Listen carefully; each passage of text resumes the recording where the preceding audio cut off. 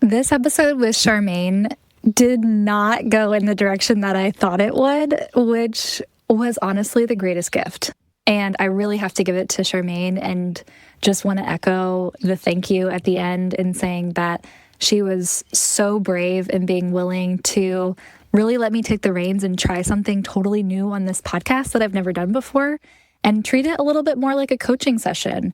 And this is something that I do in my community quite frequently, but to do it live on a podcast was a new experience for me. So I am, number one, so grateful for her honesty and vulnerability. And number two, I think it really provides a peek behind the curtain of some of the mental storms and spirals that we can find ourselves in as community builders. And I humbly offer a tool that has been tremendously useful for me when I notice that I am in that low state.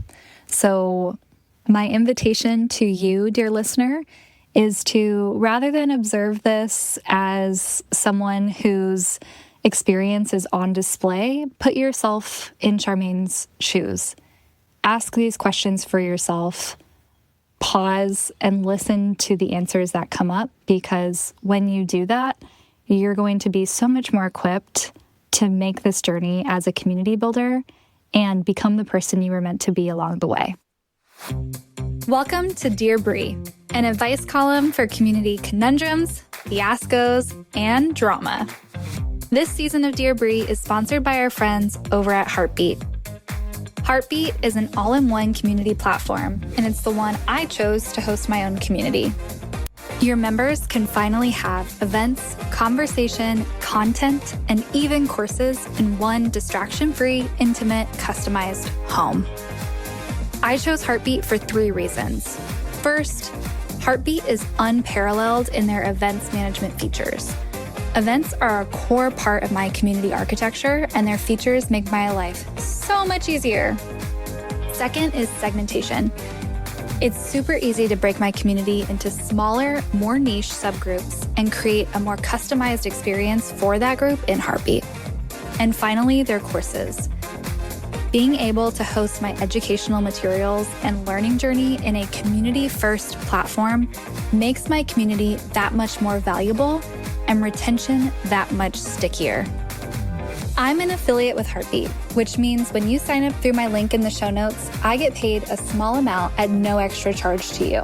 Thank you for supporting my work in that way. And finally, I usually record this podcast from Hawaii Island, so a special thank you to the Kanaka Maoli people on whose land I currently reside. Charmaine Jennings is the founder and CEO of Strategic Charm, a digital marketing agency helping businesses connect with their dream clients online. She also leads Hustle and Charm, a supportive community for women and non-binary entrepreneurs focused on life, business, and career growth. In addition to her agency work, Charmaine teaches digital marketing at the University of Winnipeg, where she mentors students in developing their marketing skills. Charmaine and I met at Alt Summit. I'm so delighted to have you on this podcast episode, so thank you for joining us. Thank you so much for having me. I'm so excited to be here with you on this episode. Me too. Are you ready for the letter I have prepared for you? Oh, absolutely. Dear Bri, I didn't realize how much community would mess with my head. When I started this space, I imagined it would be all connection, collaboration, and celebration. And to some extent, it is. There are moments of true magic, watching people support each other, trade resources, and cheer each other on. That part's real. But what I didn't account for was me, how much this work would surface my own insecurities. Lately, I've found myself getting stuck in a loop of comparison.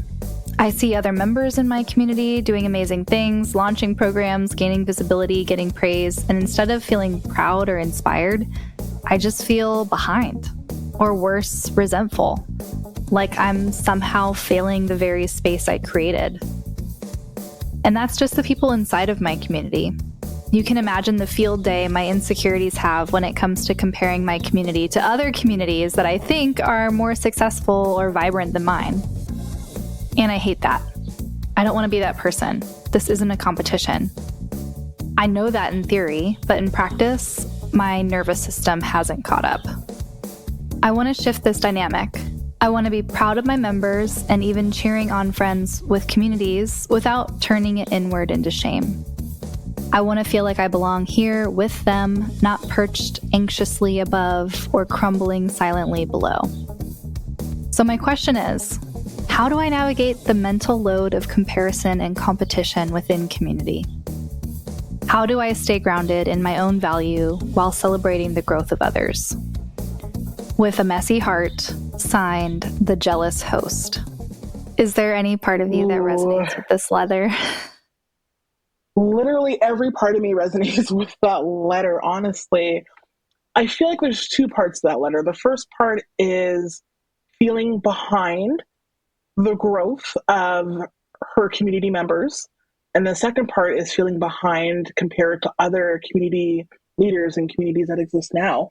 And I feel like I have advice for one, but the other one is something I currently am experiencing as well. So I'm curious to see what comes up during this episode in regards to that. Why don't you start with the first one? Yeah, absolutely. For that first bit, I feel when it comes to the growth of your community members, see that as your own growth as well. Think about it from the perspective that, hey, I've created this space for these people to gather, to learn, to collaborate, and to connect.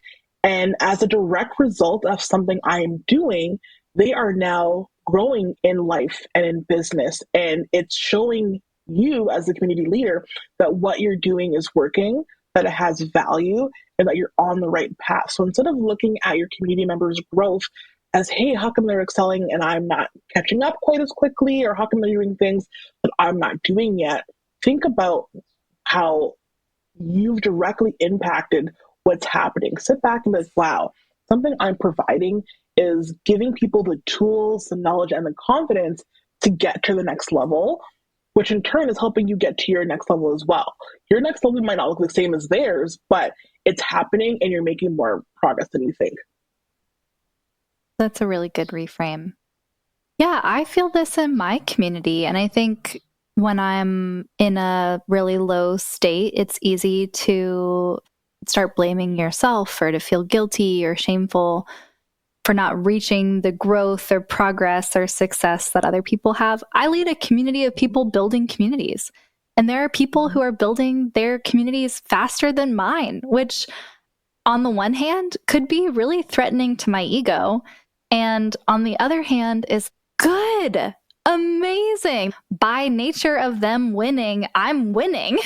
Like their win begets my win begets their win. And so I can understand that perspective because I think sometimes your securities just want to feast on any little glimmer of like comparison or way that we are less than. But especially in your own community, when your members are thriving and growing and succeeding, that's a win-win scenario. That's not their win is taking away from your win. So I love that reframe.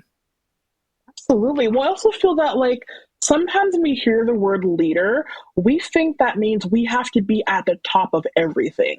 We have to be the best, we have to be the highest, we have to be the fastest in order to lead others. And that's not necessarily the case. Leading looks like a lot of different things. And it doesn't mean that you have to be at the highest level. Again, like we've been talking about, it's really about guiding your community into the direction of success and growth for them. And in turn, that turns into success and growth for yourself as well. So leading doesn't mean you have to be on the top of the pedestal. Yeah. And pedestal doesn't really sound like community to me. If that's where you've positioned yourself, where you've put all this pressure on yourself to be better than everyone else, that's not a community. That like might work okay for your audience, or it might work okay for your instruction room where you are the one person with all the right answers, but that's not the essence of what a community thrives on, which is the democratization of expertise and value beyond just you as the community builder. What I feel like too, like you probably feel the same way, where as a leader of community, you also have to feel open to learning as well, right? Because you're also an entrepreneur, you're also growing, you're also building something. And I find within our Hustle and Charm community, that's where I try to be eye to eye with our members. It's not, hey, you're joining this community because I have all the answers, all the tools, all the secrets, and you need all that stuff from me. I know that I can also gain knowledge and insight and value from our members, not just because they're a member of our community, but because they have different experiences and different educational backgrounds that could lead me to other types of growth as well, right? So as much as you're there to teach, to guide, to instruct, to lead, you're also there to learn. That's really good. So that's the perfect segue. Tell us a little bit more about Hustle and Charm and the community that you've created there. Absolutely. So at the top, I have Strategic Charm. So Strategic Charm is the digital marketing agency I founded over 9 years ago now, which has been a wild ride to think about. It's been this long, but I started the agency when I was living in Alberta. I'm born and raised in Manitoba, but I was living in Alberta for a couple of years for work. And when I moved back to Winnipeg, I was trying to find my own community to join.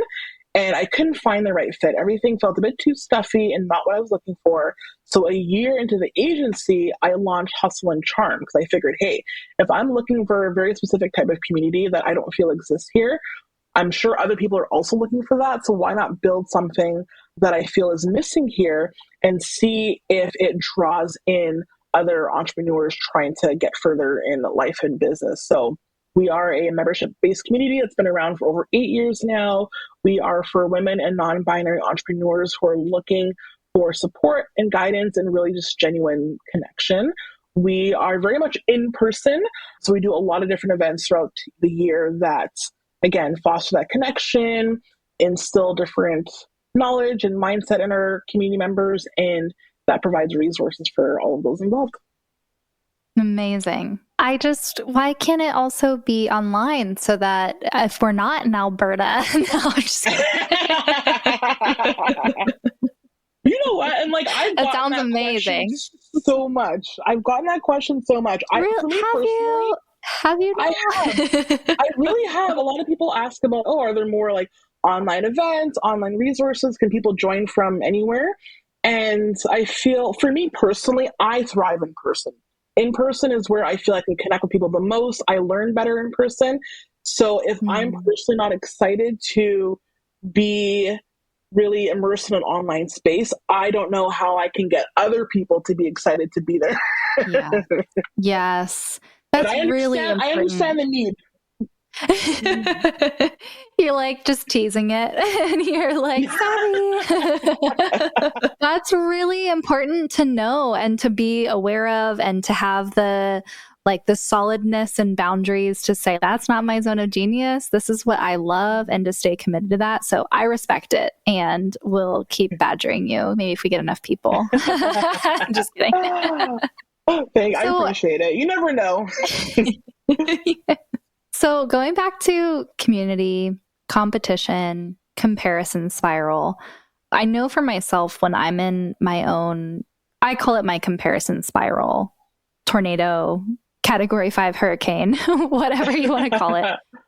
Love it. My brain does two things. And the first thing I've noticed that happens to me is I grasp for any angle which I can quantitatively determine that I am better than the other person. So my ego is threatened. And I'll go, I've literally had this happen on one tragic Monday. I found this new person who was I was perceiving them as my competition. They actually are very much complimentary, and I'm we should be in community together. But regardless, my brain went down this spiral, and I was in a deep dive into comparing every element of our businesses to try to find some angle where I could be yep, I'm better than you. This is true confessions, you guys. I'm telling it all. The next thing that I'll do is I'll line up all of the people that I think are better than me. And what do all of these people have in common? And it's I'll just dig myself even deeper into the blame and the shame and the guilt spiral. So I'm curious from your own experience if you have any practices to help, one, notice when we're in this spiral, and two, what to do to get out of it. Oh my goodness. And you know what? I'm in that spiral right now. And I feel, tell me about it. I feel like I've been in this spiral for a while now. I feel like I said, the person who sent that letter, I think it was, what was it, Jealous Host. I feel, again, for me, the perspective of having that comparison syndrome for your community members, I feel not easy, but a way to combat that is to see their success as your own. So to me, that answer is a bit easier. It rolls off my tongue a bit easier. But for the other part, comparing yourself to other communities, that is something that I'm currently going through. And it's hard. I think we've talked about ego a little bit. And I feel like my ego tells me that, hey, you launched this community over 8 years ago before in-person communities were, what seems like a trend now here in Winnipeg, Manitoba. So I feel like I spearheaded this industry, not to say there wasn't communities that existed already, but nothing like what we were doing in our area. And I feel like because I feel like I was leading this trend or this industry, my ego is telling me that I should be further ahead than every other community that's come since. So if you launched after 2017, my ego is telling me that you should be behind where I am.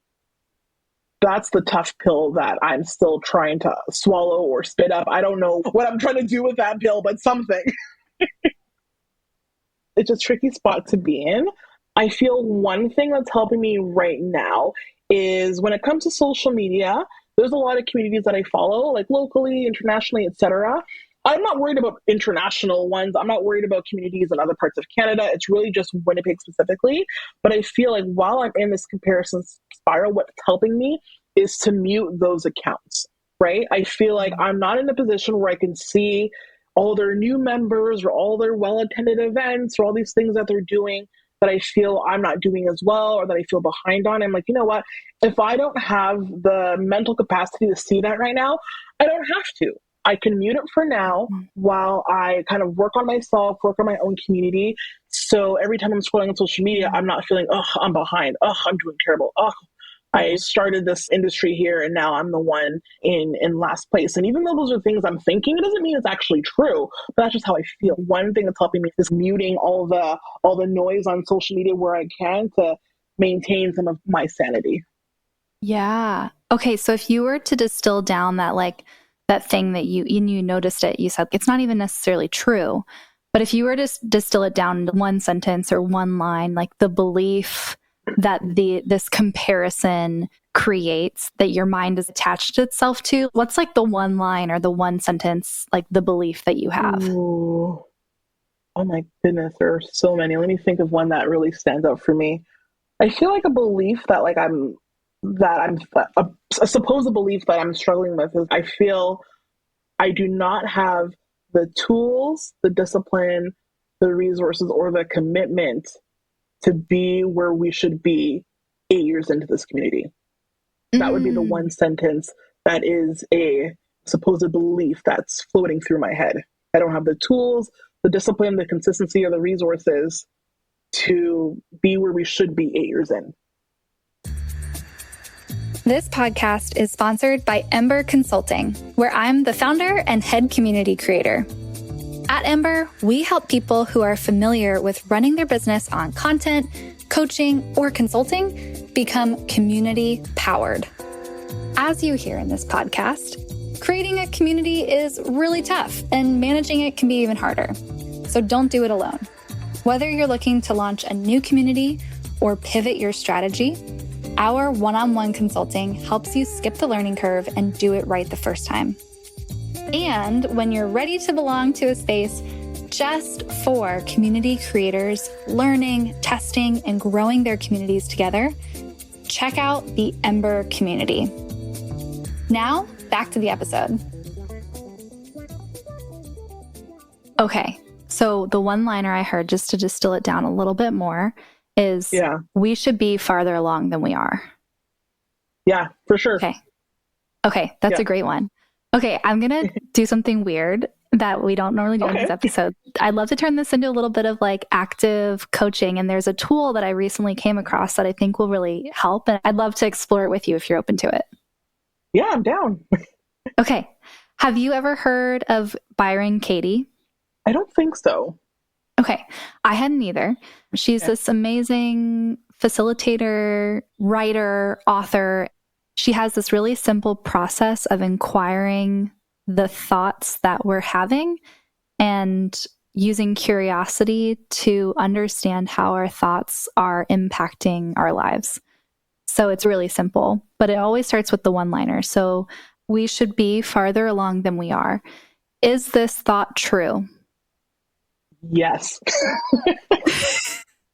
Okay. Okay. That's good to know. Can you absolutely know for certain that it is true? Yes. You can know 100,000% that it's absolutely true. You should be farther along than you are. To me, I think so. And the reason why I say yes is because I know where I wanted to be at this point.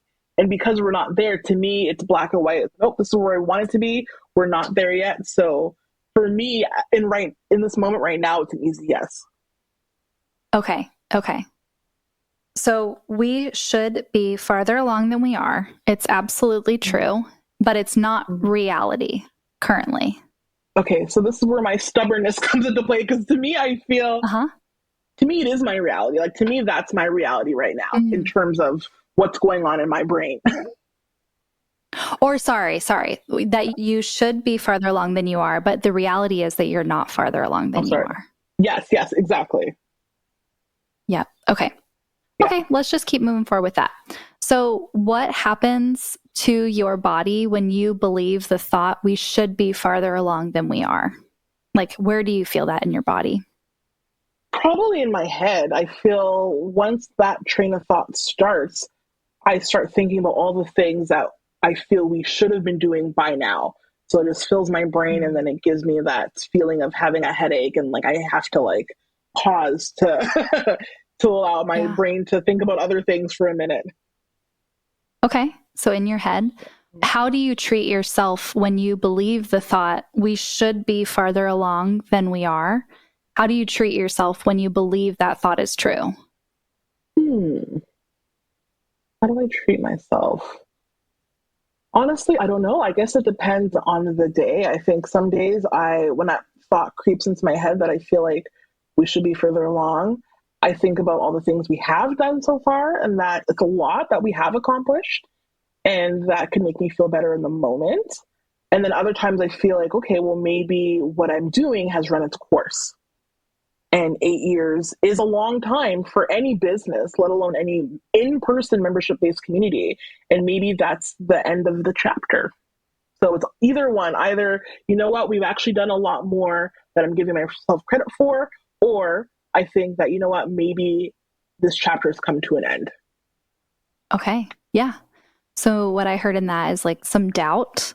When you're believing the thought we should be farther along than we are, it can bring either there's another part of you that steps in that's like, hey, wait a second.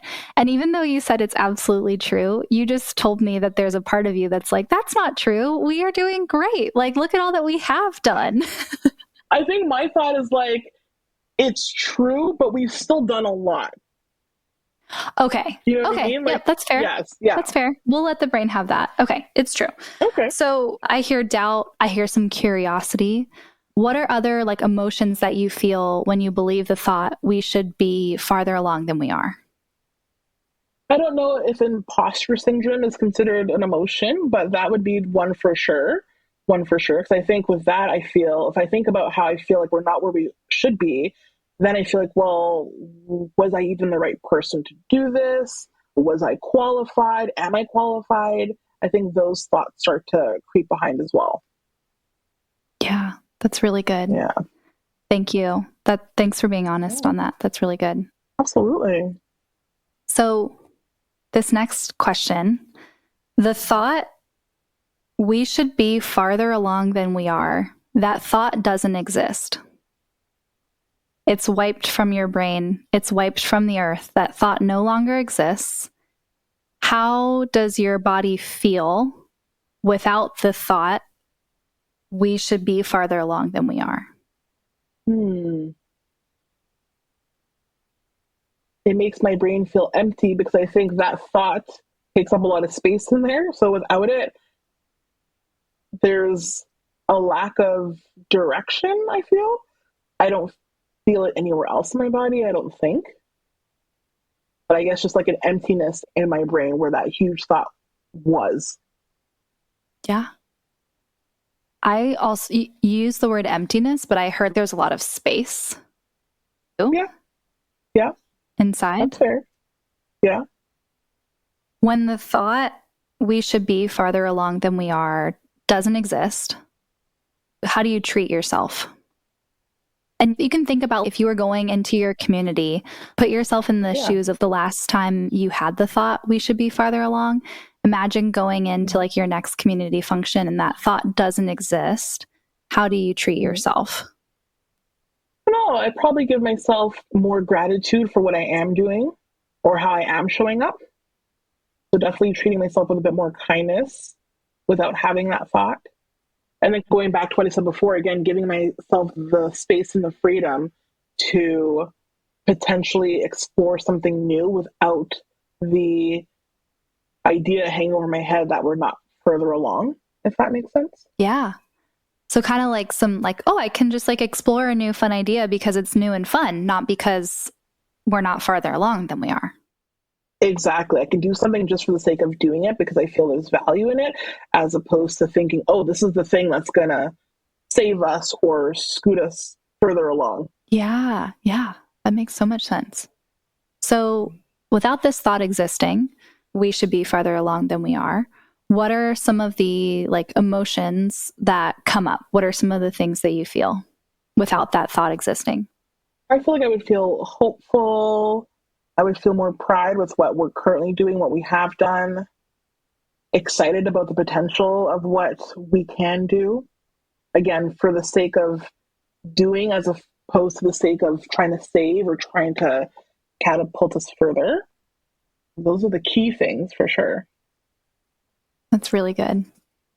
Thank you. You're doing great. This is, you're doing really good work. You. Yeah, it's not easy. It's not easy. Yeah. Okay, we're going to move into the final part of this exercise, which is turning around the thought. So the thought was, we should be farther along than we are. So the first turnaround is this: I should be farther along than I am. And I want you to give me one clear example of where that's true. I should be farther along than I am. I don't know, because I'm having a tough time detaching me from the we, the I from the we, or the me from the community. So I don't know. Okay. Yeah, that's fair. Can I offer an example? Yeah, absolutely. What if you're like, oh, I shouldn't be stuck in this freaking comparison spiral again. I thought I should be past this. Ooh, yes, that's a good one. That is a good one, especially because I do talk to other people in our community and just other entrepreneurs and friends that I have about comparison, because we all experience it at some point. And again, it's much easier for me to give advice than to take my own advice. But I feel being 8 years into leading this community, I shouldn't be at a point where I'm still comparing to others. Like, I should be beyond that. Yeah. I would go so far as a second example. So the point of this extra, I'm supposed to ask you for like 3 specific examples. Even your commitment that it's like you're supposed to be somewhere else, but you're not there. But your commitment to that being true, that like, no, but it's supposed to be better. It's supposed to be something different than it is. Even that is like a really tough thing that you've burdened yourself with. Yeah, absolutely. I agree. Yeah. That's only like your own brain. Who created that expectation of where you should be? Myself, for sure. Definitely myself. I think, like I mentioned before, like I had such a vision for where this community would go. And not to say there isn't still time to do it, but I set the expectations for what I wanted this to look like at this point. And I'm trying to chase after those expectations. That's what I'm looking for. That's what I'm trying to catch up to right now, my own expectations. Yeah. Yeah. Okay, I'm going to do the next turnaround. Yeah. It's the opposite. So the community, we shouldn't be farther along than we are. We're exactly where we need to be. Give me one honest, genuine example of how that statement is true. An example of how that statement is true is that we have people who show up to community events and leave with value, whether that's connections, resources, ideas, etc. We are giving value to people in our community. It's a great example. What's a second example? I don't know, because right now where my thoughts are going is that it's bringing me back to we shouldn't be comparing where we're at in our community to where other communities are at. That's the avenue that I'm sitting in right now with that second example. Yeah, that's where it is. Yeah. Well, like okay, so what about I'm in that avenue. Yes. Like the question, even prompting the question asks you to compare. So let's put the boundary of, without comparing to any other communities, how is the statement, our community is like exactly where it's supposed to be at? You shouldn't be farther along. You should be exactly where you are. And without thinking of any other communities, what's a second true, genuine example of how that's true? Your community is exactly at the place where it's supposed to be. Oh, I don't know, it's a convoluted answer, but I think a second example would be, because you're saying, okay, so what's an example of where we're supposed to be? Mm-hmm. I feel one additional example is that we're in a position where there's room for opportunities and growth. Fabulous. But then that leads me, is that good? She's like, oh shit, was that the right answer? Did I do it? Wait, say more about these opportunities. Yeah. Yeah. So I feel like we're in a position where we have room for lots of opportunities and lots of growth, which is great. You always want to be there, because I never want to be in a position where there's nothing left to do. We have no room to grow. We have no room to expand. We have no room to implement new ideas. I never want us to be like, okay, we got to the finish line. This is it. This is how we are for the rest of time. I want us to always have room to try new things. And that is an exciting time and an exciting place to be in. That was really good. Thank you for being honest. That was great. Okay, you're going to hate me. But give me a third example. A third example. Okay, and again, the statement is that we're exactly where we need to be, essentially. Okay. Yep. Exactly where we need to be. Okay, another example is that we still only operate in Winnipeg and in Manitoba, and there is still a need for our type of community here. So literally, physically, we're exactly where we need to be with this community. Beautiful. That was really good. Thank you. That was really honest. You're welcome. Do you see how stubborn the brain is when it gets in that comparison spiral? Bri, here's the thing, Bri. You have no idea how stubborn my brain really is. That is how I've always been. I'm so stubborn, because even though the last couple statements or examples I gave you, I believe, again, we're exactly where we need to be geographically in Winnipeg, Manitoba. I do believe that. I think that's a good thing. But then not too far later, my brain is like, but weren't you also supposed to be in other parts of Canada? Weren't you also supposed to be, like, you know what I mean? Even though I do believe these statements, I can quickly relate it back to, again, how we're not further. Or even talking about how we're in a place where there's room to grow, which I believe in. It's good. We have room to grow. We have room for opportunities, which is a positive. But that's also because we haven't done everything we set out to do. So I believe these statements that I'm saying, and I see the positive value in it. But depending on the day, it could be the wrong blow of a wind. I spiral away from it sometimes and maneuver it back to the other way that we were thinking about how we're not further ahead. Yes. And that is so normal, and that is so human, and that is like what our brains, that is how we have survived as a species. And that's why I love this work, and it's why I love these questions and these prompts, because the essence of it is like two-part. One, this is just inquiry. There's no objective. I'm not trying to have you walk out of here being like, it's solved. I don't compare myself anymore. We're exactly where we need to be. I have reached, like, up-leveled on the enlightenment. That's not the goal. Literally, the goal is just to offer new perspectives, new curiosities, to challenge the thoughts that we've carved into stone in our brains. And just that little form of inquiry and asking yourself, like, is that true? Is that really true? Could the opposite be true? Could a modification be true?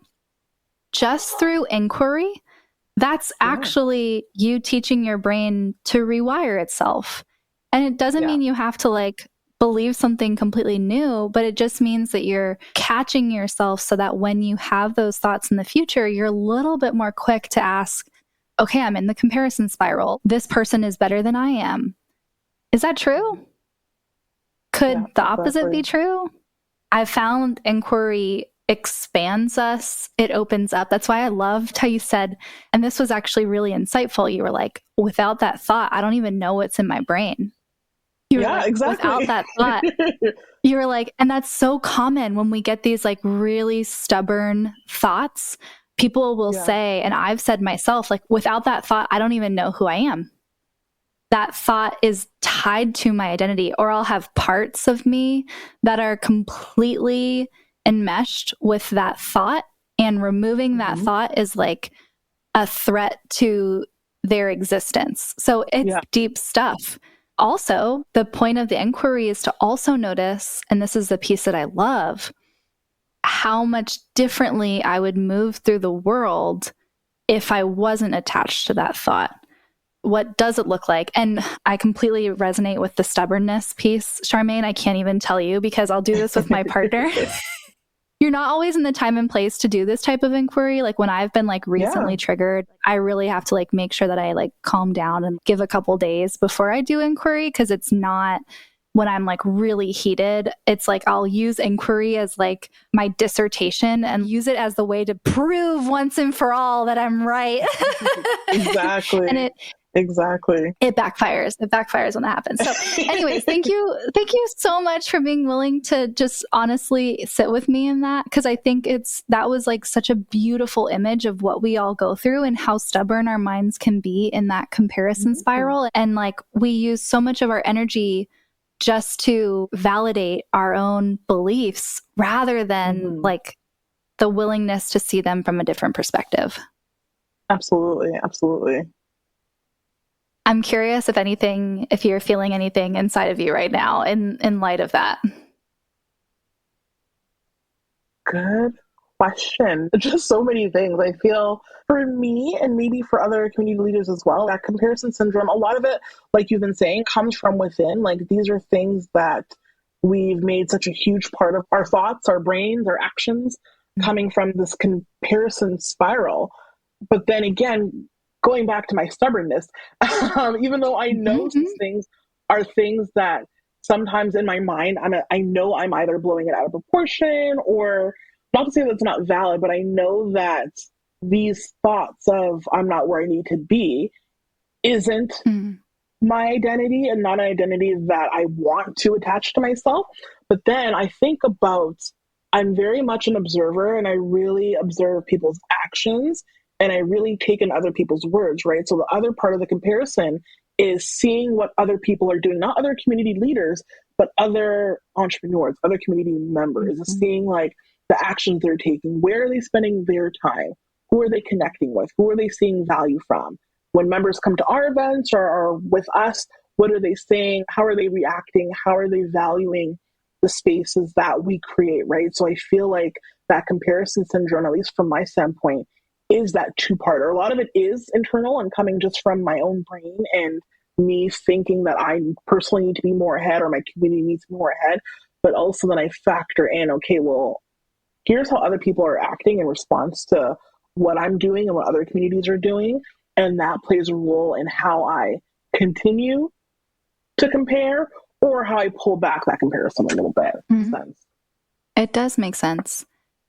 I'll share a tool that somebody shared with me recently. Actually, Eric Plantenberg, who we have an episode together this season. So if you're listening, go check out Eric's episode. He's a really brilliant facilitator. And he shared, and he probably stole this from somewhere, so I'm just going to steal it from him. He shared some thoughts about judgments and the type of judgments that we have, because the comparison spiral is really just like a glorified judgment fest where we're judging ourselves, we're judging other people, we're comparing so that we can create judgments, right? I should be farther along.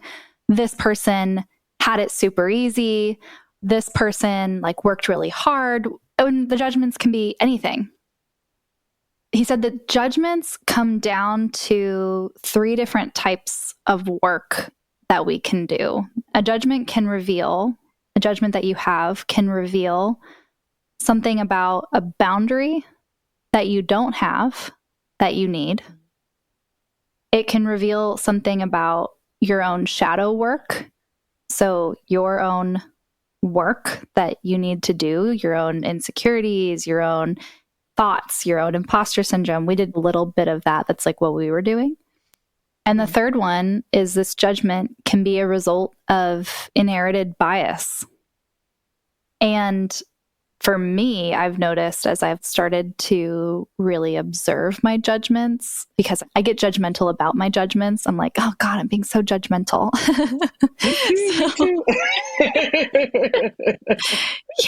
Yeah, it's so real. And since I've had that reframe, I've noticed that a lot of my judgments are incorporating all 3. There's a boundary here that's being crossed that I need to articulate and enforce. It's bringing stuff up in me that I need to take a look at. And it's like a really fucked up world. And there is racism and there is bias and there is like all this other stuff. And based on what we have inherited, like that is going to create judgments in all directions. So I don't know if that helps with the thoughts that you're feeling when you get into that comparison spiral, but I've noticed just being able to even articulate, is this a boundary? Is this shadow work? Or is this an inherited bias? Just gives me the context for like where this thought, like it's just good information. I'm like, oh, okay, that's good to know. That's something I can change. That's not something I can change. Exactly.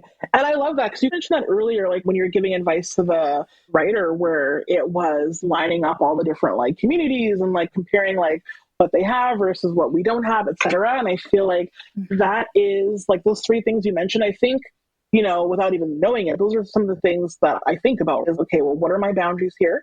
Because obviously there's a boundary that's being crossed or not being met or whatever that's making this thought process happen. And then again, figuring out my own insecurities and also thinking about, I can't remember there was a word you used for the third one. I can't remember what it was. It was a word I haven't really heard. Inherited bias? No. What it was? I can't remember. Maybe that was it. But yeah, I think that also plays a role too, for me at least, in that comparison kind of spiral. And even though that inherited bias is something that can be difficult to come to terms with depending on what it is, sometimes it's nice to know that there is something that I can't change. You know what I mean? There's something I can't change. This isn't something I can fix or adjust. I just can't change it, and that's fine. And those things for me makes it somewhat easier to navigate knowing I have no control over these things.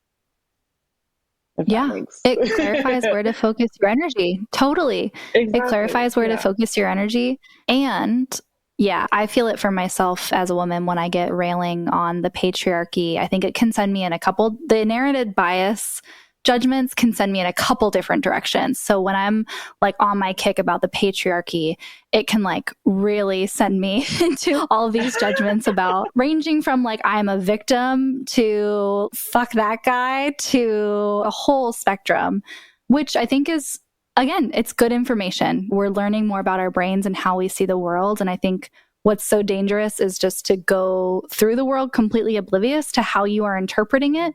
Now you've lost all sense of agency of like how you can move through the world because you're just being pushed and pulled according to the whims of how you are interpreting the world around you.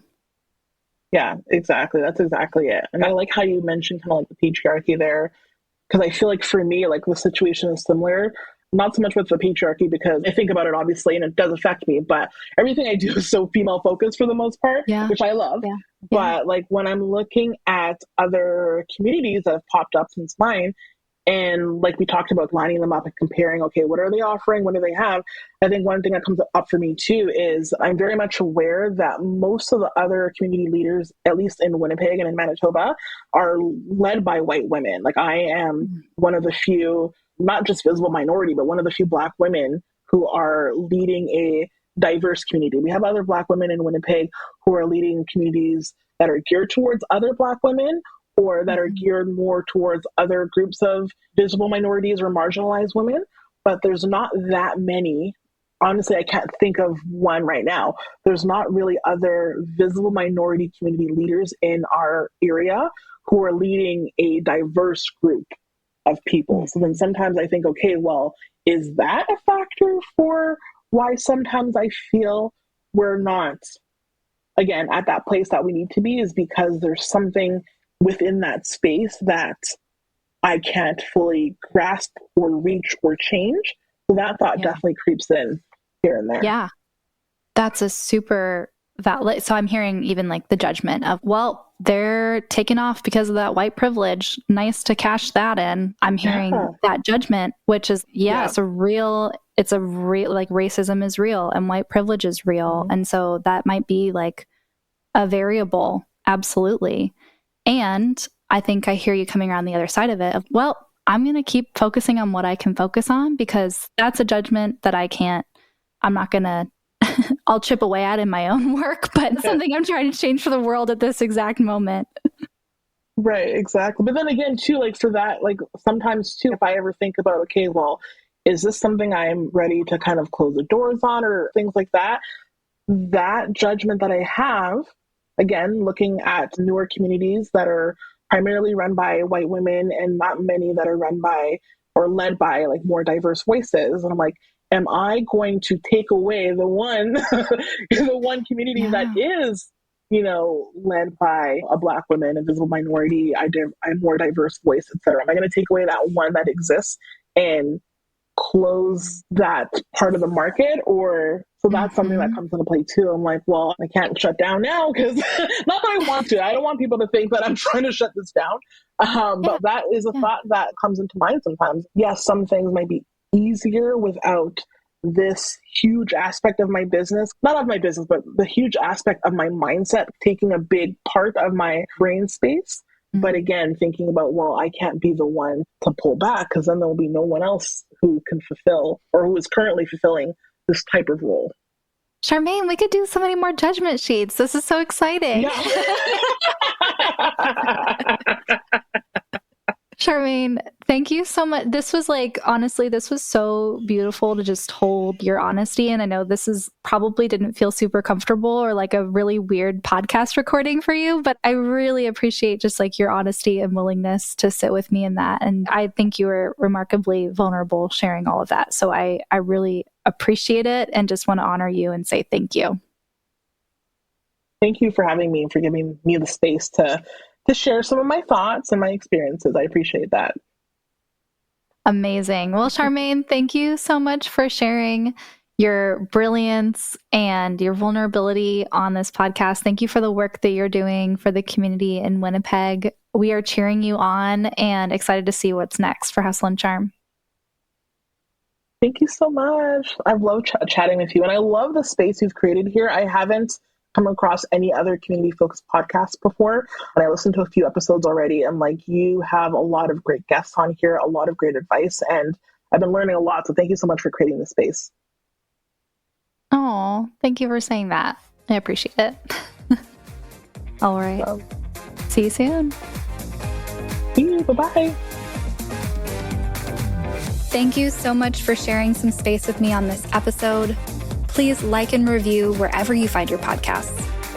To submit your own community conundrum, fiasco, or other drama, go to the link in the show notes. Aloha and catch you next time.